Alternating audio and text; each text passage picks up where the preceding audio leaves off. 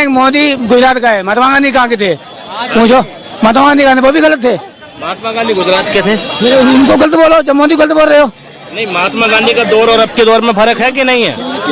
एक मिनट सुनो, महात्मा गांधी लंदन से पढ़कर आए थे, मोदी जी ट्रेन में चाय बेच कर आए हैं। सुनो ध्यान से, महात्मा गांधी ने व्यापारी नहीं करी है, महात्मा गांधी लॉयर थे, मोदी जी लॉयर हैं। महात्मा गांधी उस टाइम पर वो कपड़ा छोड़ दिया अपना, उनके बाप के पास हैसियत थी, फाइनेंशियली बहुत स्ट्रांग आदमी थे। जब लंदन जाके वकालत कर सकते हो तो देश में कोट पैंट पहन के भी घूम सकते हैं, देश में बड़ी बड़ी सर्विस कर सकते थे। मगर उस व्यक्ति ने देश की दुर्दशा देखी, कहता जिस देश में देश के लोगों के पास कपड़ा नहीं, मेरे पे कपड़ा पहनना हराम। ठीक, महात्मा गांधी वो थे। उसका कंपेरिजन तुम उस व्यक्ति से कर रहे हो जो 10 लाख का सूट पहन के घूम रहा है। मोदी की मतलब महात्मा गांधी का कंपैरिजन मोदी से करोगे तुम? मोदी और महात्मा गांधी में जमीन आसमान का फर्क है। और इतने अच्छे आदमी थे। देखो कैमरे पे लो, FIR का हाँ करिए जी को गोली लगेगा। गोली, हाँ क्यों नहीं, हाँ मैंने बरारी मारी थी नाथूराम गौड़ ने। जिंदाबाद मुर्दाबाद, मुर्दाबाद। नाथूराम गोडसे जिंदाबाद मुर्दाबाद, जिंदाबाद। नाथूराम गोडसे जिंदाबाद। नाम क्या तुम्हारा? प्रभाकर दीक्षित। प्रभाकर दीक्षित कहाँ के हो? यूपी जिला फरुखाबाद। अभी कहाँ रहते हो?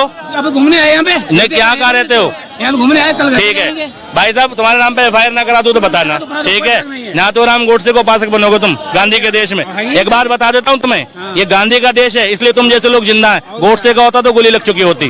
ठीक है, सुनो ध्यान से। हाँ ठीक है, अब देखा ये धमकी पे उतर है। अरे मतलब मोदी का कंपैरिजन कर रहे हैं यार, बताओ महात्मा गांधी। अरे शर्म से डूब मरो यार। ठीक है, कहाँ महात्मा गांधी, कहाँ मोदी? ठीक है, अरे महात्मा गांधी नीम की चटनी खाते थे, मोदी जी मशरूम खाते हैं। ठीक है, इंदिरा गांधी को क्यों मारा? तुम महात्मा गांधी की तुलना गांधी और नरेंद्र मोदी से करोगे? महात्मा गांधी कहाँ और नरेंद्र मोदी कहाँ? महात्मा गांधी वो व्यक्ति है जो उस टाइम पर लॉयर बनकर आ गए। ठीक है, महात्मा गांधी कहाँ? अच्छा, ये उल्टा बोलिए, उल्टा बोलिए, इसको उल्टा बोलिए। नरेंद्र मोदी ऊपर है महात्मा गांधी। मोदी कुछ, मोदी ऊपर है, ऊपर ही हो गए, मोदी ऊपर है।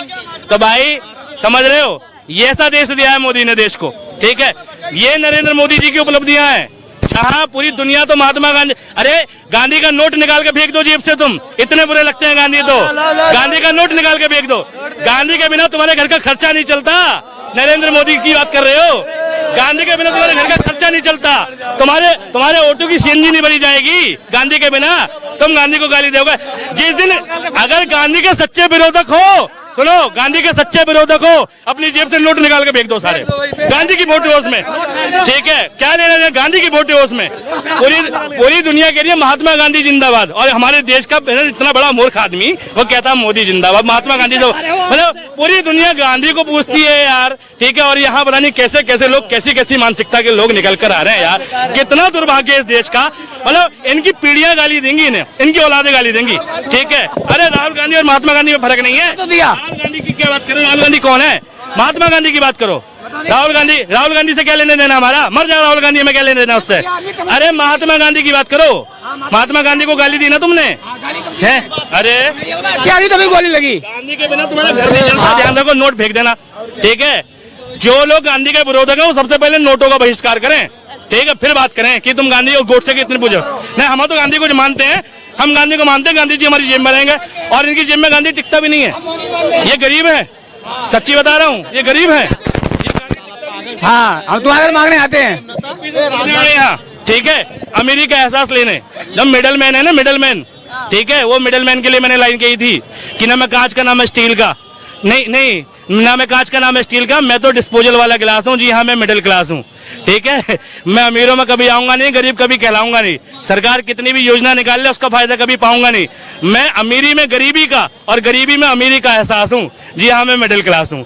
तो कुछ नहीं है, ये क्या है, ये घूम घाम का पता नहीं कहाँ कहाँ रहते हैं ये लोग। इन्होंने किताब पढ़ी ना पढ़ी, इन्होंने इतिहास पढ़ा नहीं पढ़ा, राजघाट देखा नहीं देखा। अन्ना हजारे का आंदोलन था इंडिया अगेंस्ट करप्शन, इंडिया भ्रष्टाचार के खिलाफ है। उस आंदोलन की बुनियाद में गांधी थे।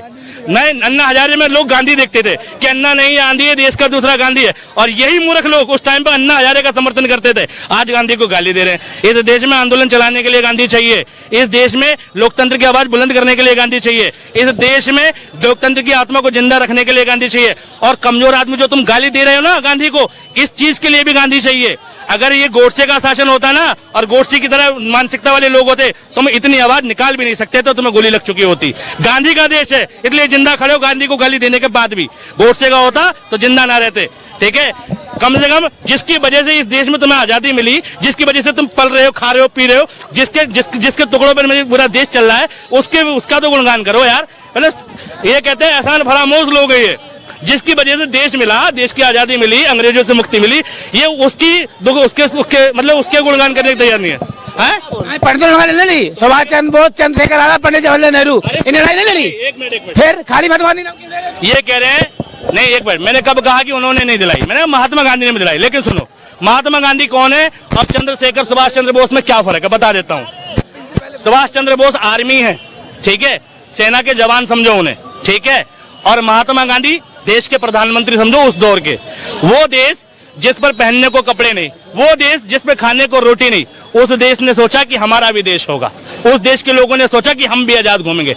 उस देश के लोगों ने सोचा कि हम उनके खिलाफ लड़ेंगे जिनके तन पे कपड़ा नहीं था, जिन्होंने उनके खिलाफ लड़ेंगे जिन पे कोट पैंट है, ठीक है। वो जो देश को जोड़ने का काम किया है ना, वो महात्मा गांधी ने किया। एक सिक्के के दो पहलू हैं, एक पहलू गांधी है और दूसरा पहलू भगत सिंह, राजगुरु और बाकी नेता हैं, ठीक है। बिना गांधी के कुछ नहीं था, ठीक है, गांधी भी है और बाकी लोग भी हैं। अगर बाकी लोगों का सम्मान है तो गांधी का भी सम्मान है। सब कुछ चरखे के तले नहीं हुआ, लेकिन चरखे के बिना भी नहीं हुआ, ये भी सच है। आधा इतिहास पढ़ के फिर ये याद दिलाएंगे कि भगत सिंह की फांसी क्यों नहीं रुकवाई। भगत सिंह की फांसी रोक सकते थे। अरे सिर्फ गांधी जी वकील नहीं थे, नेहरू जी भी वकील थे, अंबेडकर भी वकील थे, वकील बहुत थे, ठीक है। और पता क्या किया था अंग्रेजों ने?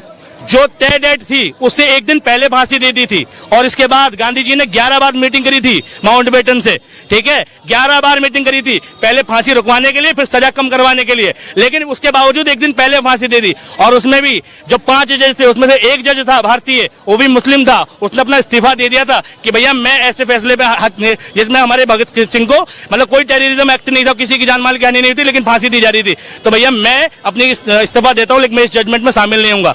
जब तुम्हें हिस्ट्री पता नहीं है, तुमने नहीं पढ़ी, तुम्हारे बच्चों ने नहीं पढ़ी, और मैं जैसी तुम्हारे हालात देख रहा हूँ, तुम्हारे आने वाली 10 नस्लें नहीं पढ़ेंगी हिस्ट्री, ठीक है। तुम्हें अनपढ़ रहना मुबारक हो, ठीक है, और तुम्हारी पीढ़ी जो 10 अनपढ़ पीढ़ियां रही हैं उनको भी मुबारकबाद, ठीक है।